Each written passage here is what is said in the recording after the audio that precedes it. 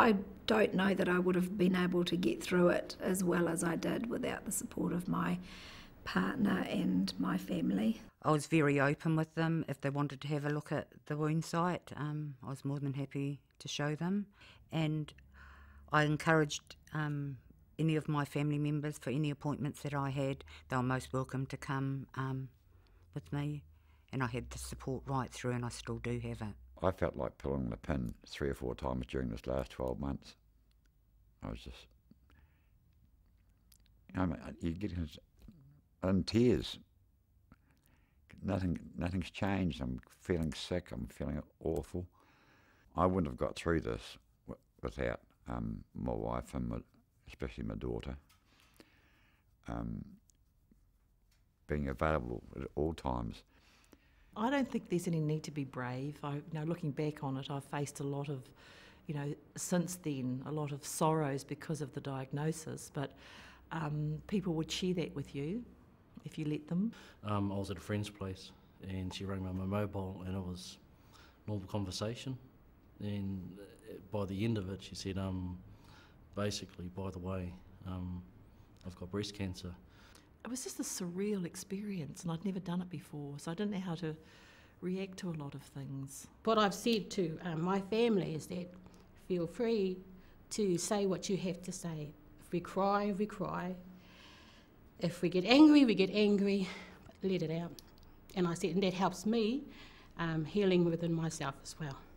Well, as far as talking to children goes, I think there's definitely age-appropriate things to say, and I think it's important to remember the age of the child and what information they can cope with.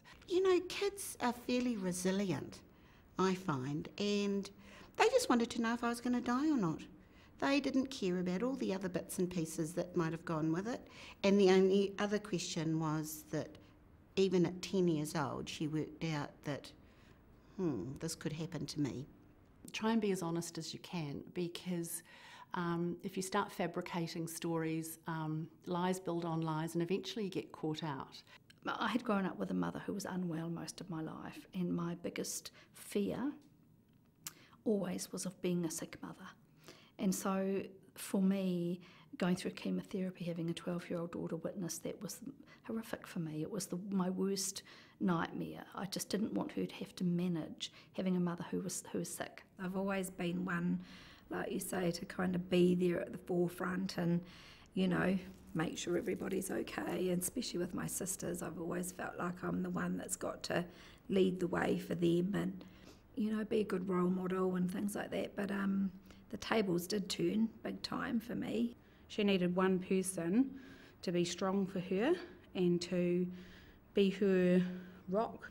I actually made a decision with my husband to give up work at the time, and my husband was amazing. We have 2 young girls at the time as well, and he took care of the girls. He worked full time. He would, if I said to him, Lise needs me, I have to go, it was never an issue. He never questioned it. He never said, what time will you be home?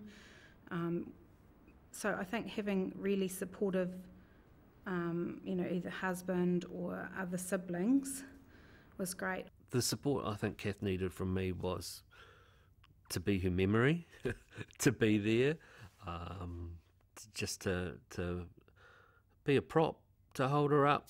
I think if there was one bit of advice that I could give people, it's not to wait to be asked if they could help you, like for Lisa, not have to ask for help, but rather just to go and do it.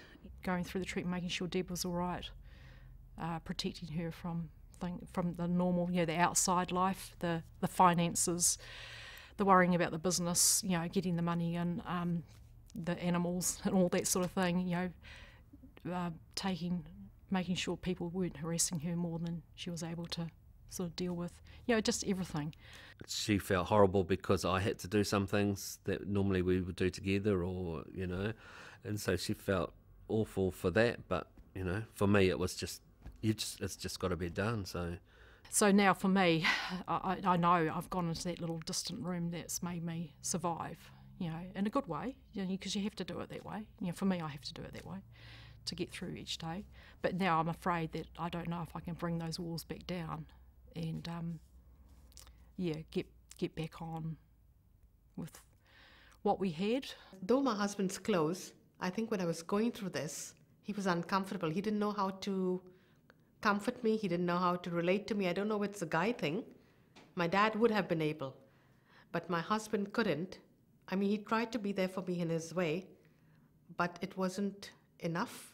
I almost put kind of walls up around myself, and it was like, I'm going to cope with this. And actually, at times, I shut my husband out as a result, because it was just, I didn't want to be being a burden on anybody. I didn't want to worry people. And so the best way for me was just to put the walls up. And it took a little while for those to come down, I'd have to say. I had friends and Kath as support too. But I also found along the journey that there were a lot of people who didn't have support. I've met people who don't have anyone they can talk to. They can't talk to their wives or their partners. So I've actually started a men's group, in the process of starting up a men's group for men whose wives or partners have been diagnosed with breast cancer. I mean, we're both pretty independent women, and I like to talk about stuff, whereas Rowan doesn't.